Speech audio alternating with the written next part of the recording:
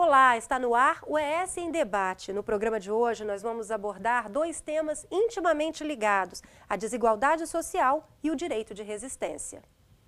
Apesar do aumento dos gastos sociais nos últimos 10 anos, o Brasil ainda apresenta o terceiro pior índice de desigualdade do mundo. E a impossibilidade de ascender socialmente é o que motiva a luta por melhorias. Neste contexto, emerge o direito de resistência. E para discutir a desigualdade social e o direito de resistência, nós estamos recebendo no programa hoje o doutor Henri Clay Santos Andrade, advogado, presidente da Comissão de Direitos Humanos do Conselho Federal da OAB, e o doutor Gilvan Vitorino da Cunha Santos, advogado da Pastoral Carcerária do Estado. Doutor Henri, começo perguntando ao senhor, o senhor que lida diretamente com a questão dos direitos humanos, né? Como é que o senhor avalia esse resultado, o resultado desse estudo da ONU, desse relatório que constata no Brasil o terceiro pior índice do mundo de desigualdade social? É um resultado drástico, vergonhoso, mas não é novidade para a gente que já milita nos direitos humanos. A nossa cidadania ainda está em construção, a democracia ainda é muito nova e a efetividade dos direitos humanos no Brasil depende do fortalecimento da democracia e da participação, da consciência cidadã participando para fazer valer os direitos humanos. E esse, inclusive, é um tema que preocupa a todos nós, é um tema que foi o tema central. A efetividade dos direitos humanos no Brasil foi um tema central da conferência, da 5ª Conferência Internacional de Direitos Humanos da OAB, realizada aqui em Vitória. Preocupação de que as normas constitucionais, os direitos humanos fundamentais, que estão catalogados no artigo 5º da Constituição até o 17, né, direitos e garantias individuais e coletivas, sejam de fato efetivadas, cumpridas no dia a dia da sociedade brasileira. E para isso não tem que ter a desigualdade social, então, ou pelo menos num índice bem menor, né? Pois é, a desigualdade social é uma contradição com os direitos humanos. Enquanto houver no Brasil ainda a vergonha da fome, a miséria, a escuridão da ignorância através do analfabetismo, né? Recentemente teve uma pesquisa, há uns 10 dias, que 38% dos universitários no Brasil são analfabetos funcionais. Isso quer dizer que não sabem interpretar direito um texto. Então, a nossa educação está muito ruim. É preciso haver uma revolução cultural e educacional no país, né? Enquanto houver discriminação de todo tipo, discriminação racial, discriminação com o pobre, a discriminação de gênero, a discriminação com a mulher, não pode haver efetividade dos direitos humanos. Enquanto houver violência urbana, rural, a violência policial, principalmente contra os pobres, não pode se falar em efetividade dos direitos humanos. A desigualdade social é muito dura aqui no Brasil. Né? Nós temos um problema também de meio ambiente. Né? E os direitos humanos trata tudo disso. O sistema carcerário precisa ser humanizado. O sistema prisional, né, tem ainda no Brasil, em todo lugar, tortura. Há o tratamento a pessoas, e não só aqueles que estão detidas no sistema prisional, mas há um tratamento desumano e degradante, o que é vedado expressamente na Constituição, mas há um tratamento desumano e degradante que a maioria absoluta dos brasileiros sofrem nos hospitais públicos, nos postos de saúde, né, com falta de médico, com falta de condições de atendimento que possa satisfazer, atender a população mais carente. Então, essas disparidades sociais, nós precisamos lutar para que elas sejam resolvidas no Brasil, para aí sim dar efetividade aos direitos humanos. Então, aproveitando, doutor Henrique, que o senhor falou sobre o sistema penitenciário, né? Eu vou abrir um parênteses para a gente ouvir o doutor Gilvan, que é advogado da Pastoral Carcerária do Estado e lida todos os dias com este problema. Como é que é a questão dos direitos humanos no sistema carcerário aqui no estado, doutor Gilvan? O sistema prisional no Espírito Santo, ele passou por uma mudança, é verdade. Primeiro, na quantidade de presos. Nós saímos lá do ano 2000 aproximadamente. Nós tínhamos 2.000 e poucos presos. Hoje nós temos 15 mil ou mais presos. Aumentou o número de presídios, alguns presídios foram desmontados, foram ao chão. Hoje nós temos novos presídios, é verdade. Presídios que ficam muito bem na foto, presídios que têm uma construção bonita, olhando de fora é interessante. Tem infraestrutura, né? Mas ele é um albergue de mortos. É como a Julita Lengrube diz, Cemitério de Mortos. Ela tem um livro que trata disso. Nós temos lá dentro pessoas que não suportam mais o disciplinamento, e é um disciplinamento pelo simples fato de vergar o homem. Nós temos pessoas lá, por exemplo, você imagina um preso ficar no centro de detenção provisória, em que era para ficar no momento em que respondia, o que responderia o processo. Portanto, imaginemos 60, 90, 100 dias. Não está condenado, ele não estaria condenado. Não é condenado, ainda. Portanto, juridicamente inocente. Nós já encontramos pessoas lá com quase 2 anos. Nessa condição. E pasme, um homem há 2 anos preso, sem ter contato com a sua esposa, sem uma visita íntima, sem abraçar seu filho, coisas mínimas, coisas mínimas. Pessoas dentro do centro de detenção provisória, por exemplo, sem direito a escrever uma carta. E quando essa carta é escrita, ela é violada. Ou seja, nós estamos com uma construção, presídios que têm uma certa beleza, mas eles têm um disciplinamento interno que não pode ser dado, não deveria ser dado a uma pessoa humana. Portanto, o nosso sistema prisional ainda é grandemente violador dos direitos humanos. De maneira que lidamos sim, com isso no dia a dia, nas penitenciárias. As famílias estão se afastando do sistema prisional. Diz a lei que a execução penal deverá aproximar o apenado, aquele que cumpre pena, da sua família e não deixar que esses laços se rompam. Mas o sistema prisional, uma mulher de 80 anos que chega para visitar seu filho, ela tem que se despir na sua totalidade, abaixar sobre o espelho, abrir as suas pernas, tudo em nome de uma tal doutrina de segurança pública. Em nome dessa segurança pública, nós estamos violando o Estado do Espírito Santo, mas não só o Estado do Espírito Santo. É uma prática comum. Viola a intimidade de crianças, de senhoras idosas. Não só no Estado, no país todo. Eu creio que essa revista, que são chamadas de revistas vexatórias, elas avançam por esse Brasil afora. Mas no Espírito Santo ela tem sido emblemática. Então, violação de direitos humanos no sistema prisional não é uma novidade. É uma coisa muito antiga e ela não cessou. E ela tem se aprimorado. E é possível as duas coisas caminharem juntas, o respeito aos direitos humanos e a segurança pública. Então, é possível que haja ordem dentro dos presídios, um disciplinamento dos internos e também essa questão da revista, dos familiares que vão visitá-los, de uma forma que não agrida os direitos, né? Os direitos humanos.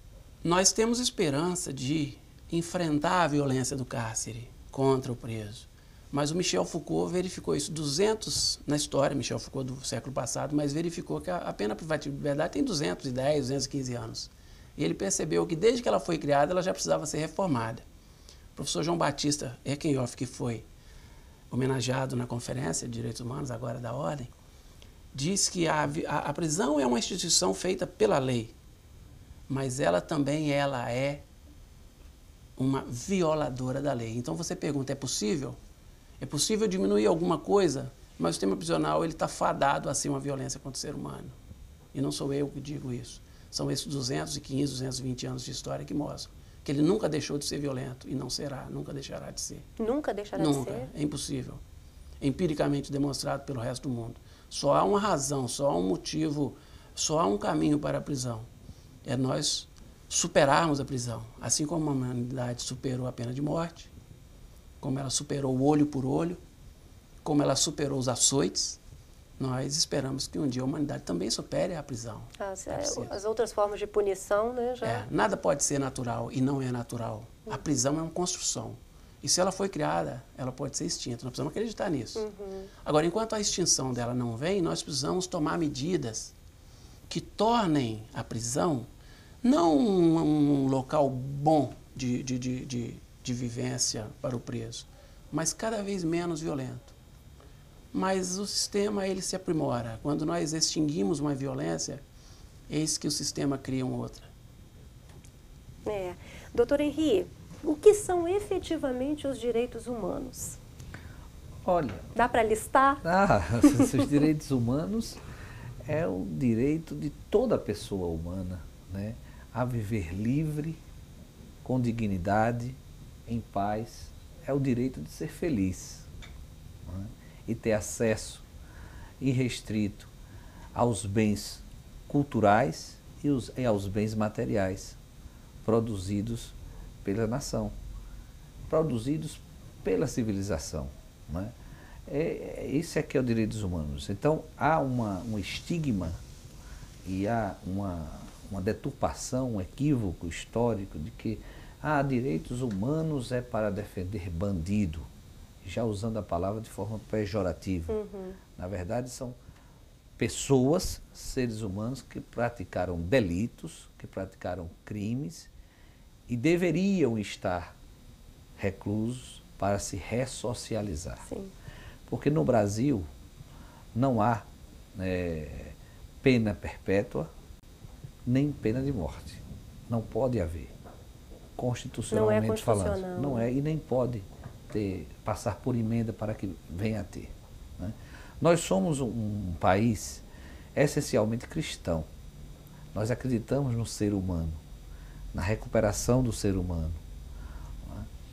E só que esse sistema prisional, ele está falido, ele não ressocializa ninguém. Ao contrário, ele embrutece pelas condições desumanas e degradantes que vive o sistema prisional brasileiro, né? É preciso investirmos em penas alternativas, né? E é preciso fazer uma revolução efetivamente no Código Penal, no Código de Processo Penal brasileiro. Do jeito que está, não dá, não é? E não tem como efetivar os direitos humanos com um sistema prisional precário, que não funciona, com um meio ambiente desrespeitado a cada dia, inclusive oficialmente. Agora nós estamos na iminência da aprovação do Código Florestal, não é? Que é um retrocesso na área do meio ambiente. E aí isso atinge a todos nós, seres humanos, porque nós temos o direito de viver ao bem-estar social, né? Uma educação pública, uma educação que dê acesso a todos irrestritamente, a educação pública, portanto, de qualidade, uma saúde pública de qualidade, né? Hoje, a saúde, nem mesmo a classe média tem mais uma saúde de qualidade, porque os planos de saúde passam por grandes problemas financeiros. É verdade. Não é? Você vê, mas hoje nós temos no Brasil, em termos de área de saúde, de área médica, de hospitais, hospitais de primeiro mundo, de primeiro mundo, a nível em destaque internacional. Para citar apenas um exemplo, o Sírio-Libanês em São Paulo, né? Que recebe gente de todo o mundo, uma referência mundial. Mas o acesso é para poucos. Eu vou interromper o senhor só um minutinho para a gente fazer um intervalo. Daqui a pouco a gente retorna com o tema desigualdade social e direito de resistência aqui no ES em Debate.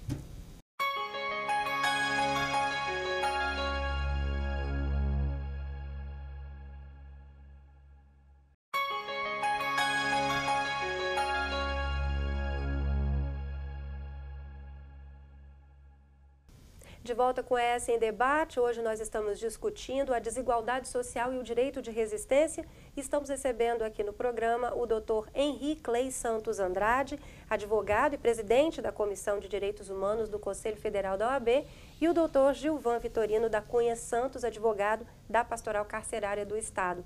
Doutor Henri, vamos falar agora sobre direito de resistência, que ele está intimamente ligado à desigualdade social, né? Pois O que significa direito de resistência? Pois é, diante dessas mazelas sociais que nós acabamos aqui de debater, de conversar, e que é uma realidade, né, incontestável no Brasil, será que nós não temos o dever cívico de resistir a isso? Será que nós temos que aceitar isso passivamente? O direito de resistência é um direito fundamental de todo cidadão, implícito na Constituição Federal. Não é textual. Ele não é textual, mas ele é constitucional. E eu posso fazer uma breve explicação disso.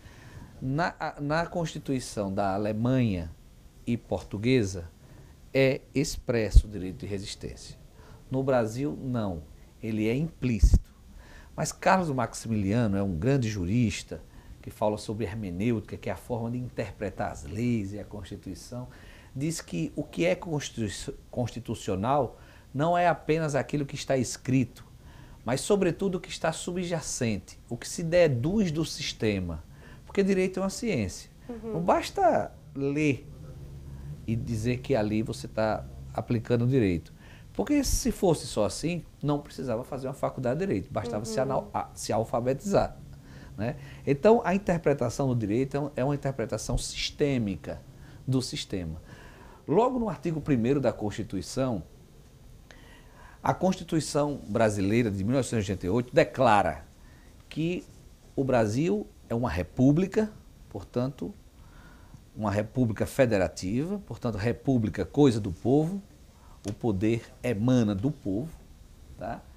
E ela se constitui, o Brasil, essa república se constitui num Estado democrático de direito, cujos fundamentos, isso está tudo na Constituição, não é discurso, está na Constituição, cujos fundamentos é a cidadania, os fundamentos, as bases desse Estado democrático de direito, a cidadania, a dignidade da pessoa humana, a soberania popular, o valor social do trabalho, a iniciativa e o pluralismo político.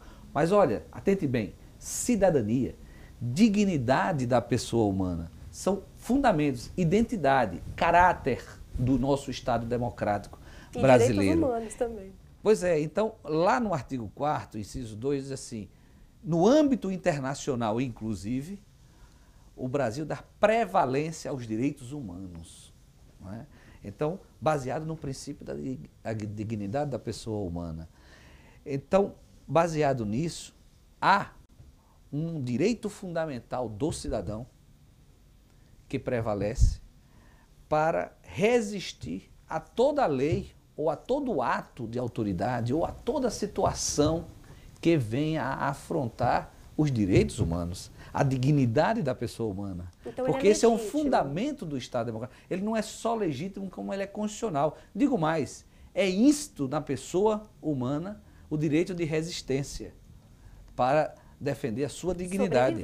A sua dignidade, também. Não só sua, como da humanidade. A dignidade do próximo.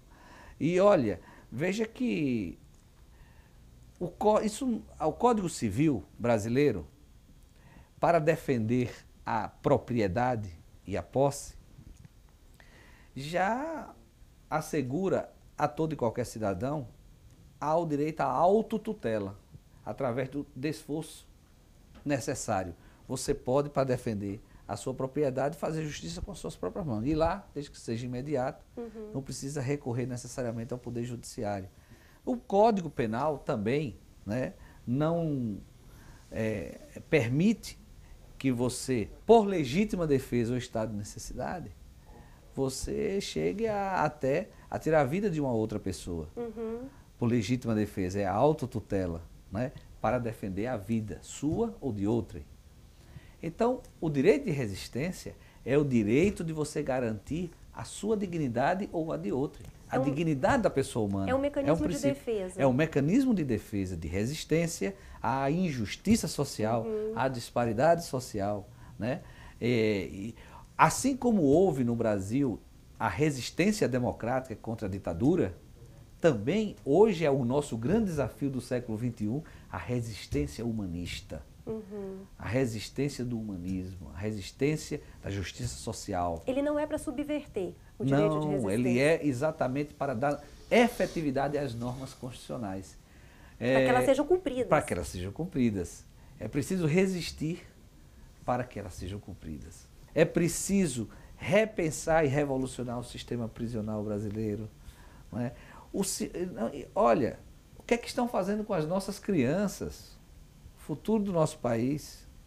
Né? Não é nem sistema prisional, é uma unidade socioeducativa. Recentemente, nós vimos uma denúncia aí, na Rede Globo, no Fantástico. Né? Cárceres, verdadeiros cárceres, tratamentos desumanos e degradantes no sistema prisional, nas unidades socioeducativas com as crianças. Será que essas pessoas, então, não têm direito a uma chance a se ressocializar, a voltar para o convívio social, porque praticou um crime? Ela não pode ser ressocializada, recuperada? Nós não acreditamos mais nisso? Então nós não acreditamos, nós não temos fé cristã? Nós não acreditamos mais nos ensinamentos de Jesus Cristo? Que país é esse? É cristão para inglês ver ou é cristão de fato? E o senhor, doutor Gilvan, aproveitando que o doutor Henri mais uma vez abordou a questão, né, do sistema prisional, do tratamento dispensado, né, aos presos, aos internos, no caso dos jovens, dos adolescentes, né? Como é que fica o direito de resistência? O senhor tem alguma dúvida? Gostaria de perguntar alguma coisa ao doutor Henri? Gostaria. Eu quero fazer uma pergunta e é mais uma provocação para oportunizar o debate dentro do sistema prisional.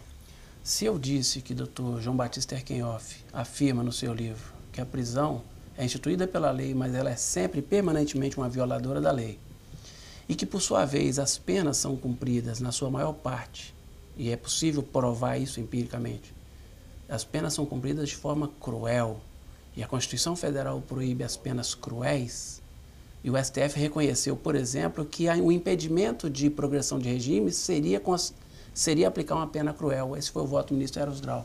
Eu pergunto ao doutor Henri Clay. Podemos considerar também para o preso o direito de resistência? Aquele direito que frequentemente é chamado de rebelião.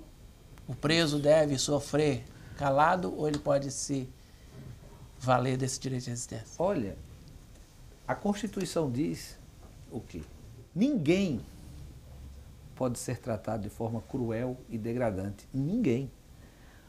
Os presos também são cidadãos. Não importa o crime que ele tenha cometido. Não importa o crime, eles também são cidadãos. E, como disse, o direito de resistência é um direito fundamental do cidadão. Diante de um cenário, de uma situação em que viole os direitos humanos, em que viole a Constituição, mas que estamos falando de direitos humanos. Uhum. Se a condição, olha, o que eu posso dizer, nós transferimos a senzala para o sistema prisional. Na senzala houve rebelião. Na senzala houve resistência. Aliás, o direito de resistência, a resistência, nós temos vários exemplos mundiais. Gandhi fez uma resistência pacífica na Índia, Martin Luther King contra a segregação racial nos Estados Unidos, Nelson Mandela na África do Sul, e por aí vai. Os negros no Brasil. É mentira quem diz que o Brasil não é um país de resistência. É um país de muita resistência, só que nos é negado o direito à memória e à verdade. Né? A resistência democrática foi fruto de muitas lutas, muitos desaparecidos, muitos mortos durante a ditadura.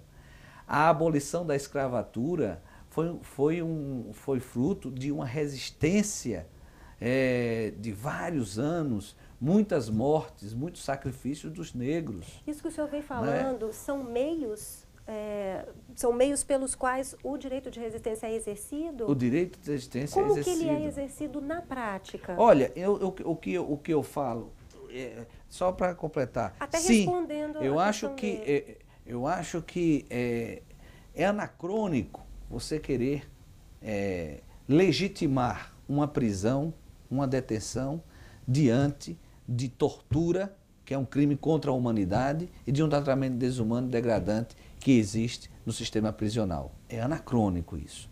Então, o direito de resistência é natural, porque é um direito íncito do ser humano. Não é? Eles são seres humanos, não esqueçam disso. E de que forma eles poderiam resistir? Como que eles iriam exercer esse direito de resistência? No caso, os detentos, os presos. Ele pode resistir formalmente, a resistência chamada resistência à desobediência civil racional, por exemplo, com direito de petição. Ele pode impetrar um habeas corpus, impetrar um habeas corpus e desenvolver a tese de que não é legítimo nem é constitucional manter-se preso nas condições desumanas e degradantes. Ele pode fazer isso. Se os meios judiciais não forem resolvidos, ele pode resistir como um protesto, como um levante. Porque o judiciário a decisão judiciária está em desacordo com a Constituição. Porque ela está referendando uma situação que ofende frontalmente o princípio constitucional da dignidade da pessoa humana. Eu gostaria que o senhor resumisse rapidamente para a gente encerrar, que o senhor desse exemplos de direitos de resistência, de meios mesmo para que ele seja exercido. O senhor falou do habeas corpus. A greve, por exemplo, a greve é um direito de resistência coletiva. A greve é um direito de resistência e é um direito explícito na Constituição, que é um direito de resistência, é o direito de greve, que infelizmente o judiciário brasileiro ainda é muito conservador em relação a isso. Imagine em relação ao direito de resistência em si. É um tema muito, muito palpitante e novo. Mas olha, qualquer cidadão tem o direito de resistência. Eu, você, qualquer um de nós. E como? Através do direito de petição. Isso na Constituição, no artigo 5º, que é uma garantia também, indelével de todo cidadão, ao direito de petição. Diante de um ato normativo, de um ato arbitrário, do abuso de poder, que ofenda a Constituição, ofenda o seu direito, que ofenda a sua dignidade, você pode peticionar e dizer, eu não vou cumprir. Isso é chamado de desobediência civil racional. Aí assim, você pode fazer isso, você está pregando desobediência civil, a desobediência civil racional. Você tem o direito de petição. Eu não vou cumprir por isso, por isso, por isso. Porque é inconstitucional, porque ofende o princípio da dignidade da pessoa humana. Ponto. Aí, se você não vai cumprir, você vai ter uma consequência. Não, vamos discutir no judiciário. Da mesma forma que é discutido no judiciário, quando você mata alguém, vai ser discutido depois se você matou por legítima defesa ou não. Sim. Então, você vai discutir no judiciário a posteriori, depois, se foi legítimo, se foi constitucional o seu direito de resistência ou foi uma desobediência civil irracional. Então, essa discussão vai desaguar no judiciário. Mas você tem o direito de resistir para depois, quem quiser questionar você provar judicialmente que o seu direito de resistência foi racional e foi constitucional. Ok? Obrigada, doutor Henri. Agradeço a presença do senhor aqui, do doutor Gilvan também. Tenho certeza que a participação de vocês enriqueceu o nosso debate sobre esse tema, que é abrangente, é amplo. Né, a desigualdade bastante hoje novo. É realmente bastante novo e rende muitos debates, né, doutor? Este foi o AES em Debate de hoje. Nós discutimos a desigualdade social e o direito de resistência. Recebemos aqui no programa o doutor Henri Clay Santos Andrade, advogado e presidente da Comissão de Direitos Humanos do Conselho Federal da OAB, e o doutor Gilvan Vitorino da Cunha Santos, advogado da Pastoral Carcerária do Estado. Obrigada pela sua audiência. Continue acompanhando a nossa programação. TV Assembleia, Canal Cidadão.